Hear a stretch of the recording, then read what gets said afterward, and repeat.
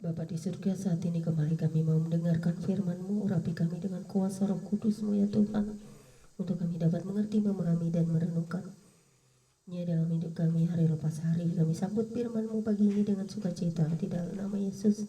Haleluya. Pembacaan Alkitab pagi hari ini terambil dari Kitab Ratapan pasal 4 dan pasal 5.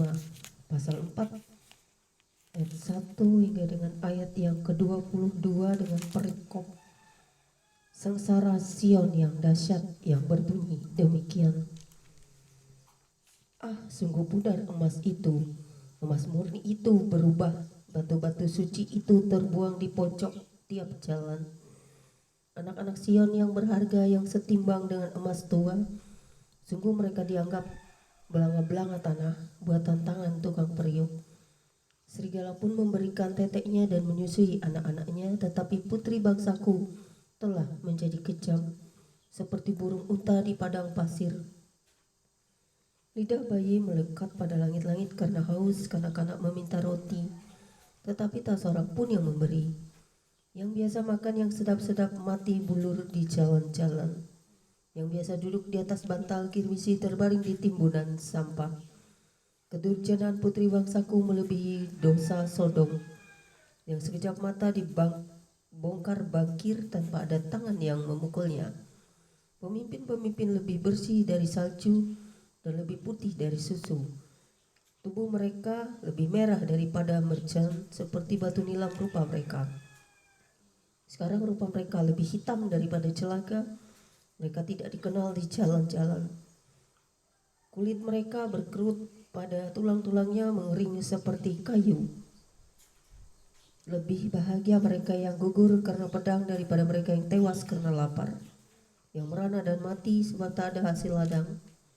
Dengan tangan sendiri wanita yang lemah lembut memasak anak-anak mereka untuk makanan mereka.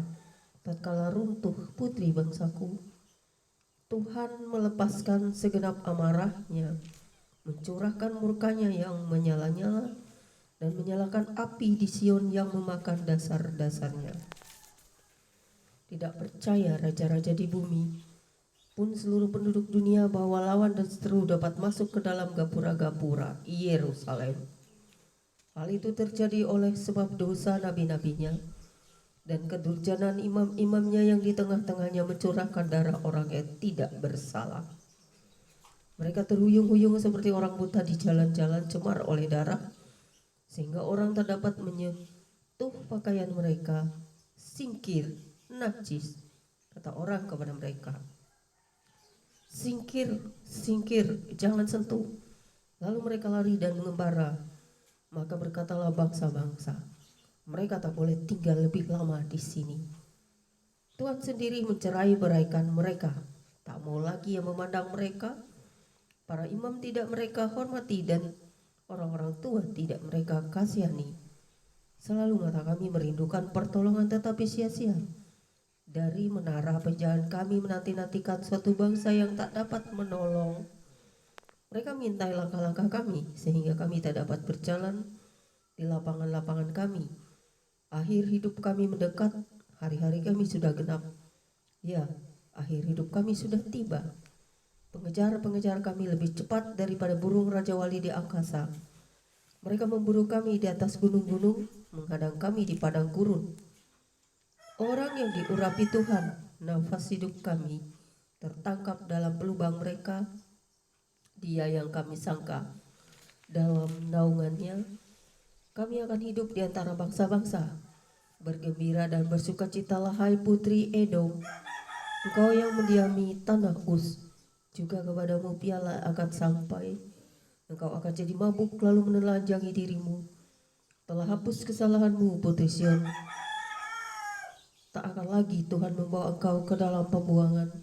Tetapi kesalahanmu putri Edom akan dibalasnya, dan dosa-dosamu akan disingkapkannya.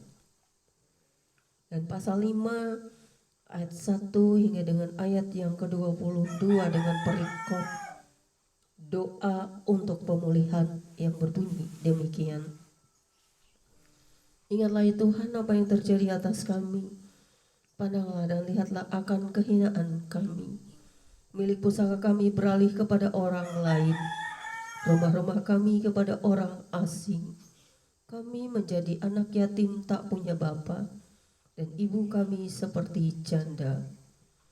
Air kami minum dengan membayar, kami mendapat kayu dengan bayaran. Kami dikejar dekat-dekat, kami lelah, bagi kami tak ada istirahat. Kami mengulurkan tangan kepada Mesir dan kepada Asyur untuk menjadi kenyang dengan roti.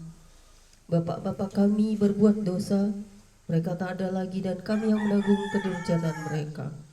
Pelayan-pelayan memerintah atas kami, yang melepaskan kami dari tangan mereka tak ada. Dengan bahaya maut karena serangan pedang di padang gurun, kami harus mengambil makanan kami. Kulit kami membara laksana perapian karena nyerinya kelaparan. Mereka memperkosa wanita-wanita di Sion dan gadis-gadis di kota Yehuda. Pemimpin-pemimpin digantung oleh tangan mereka. Para tua-tua tidak dihormati. Pemuda-pemuda harus memikul batu kilangan. Anak-anak terjatuh karena beratnya pikulan kayu. Para tua-tua tidak berkumpul lagi di pintu gerbang. Para teruna berhenti main kecapi. Lenyaplah kegirangan hati kami. Tari-tarian kami berubah menjadi perkabungan. Mahkota telah jatuh dari kepala kami, wahai kami, karena kami telah berbuat dosa. Karena inilah hati kami sakit, karena inilah mata kami jadi kabur. Karena bukit Sion yang tandus, di mana anjing-anjing hutan berkeliaran. Engkau ya Tuhan bertata selama-lamanya. Tahtamu tetap dari masa ke masa. Mengapa Engkau melupakan kami selama-lamanya, meninggalkan kami demikian lama? Bawalah kami kembali kepadamu ya Tuhan, maka kami akan kembali.